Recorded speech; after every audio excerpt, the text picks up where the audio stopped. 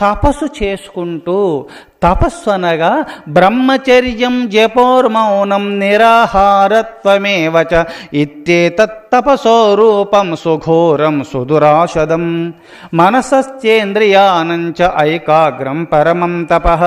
ఎవరైతే కర్మేంద్రియములు, జ్ఞానేంద్రియములు, అంతఃకరణమును జయించి ఎవరైతే బ్రహ్మచర్యము మనస కర్మణ వాచ త్రికరణ శుద్ధిగా బ్రహ్మచర్య వ్రతాన్ని పాటిస్తూ మౌనముగా ఉండి, అనగా నాలుకను జయించడము, మౌనంగా ఉంటూ బ్రహ్మచర్యము జపము, గురుదేవులు ఇచ్చినటువంటి మంత్రమును ఎప్పుడు జపం చేసుకుంటుండాలా.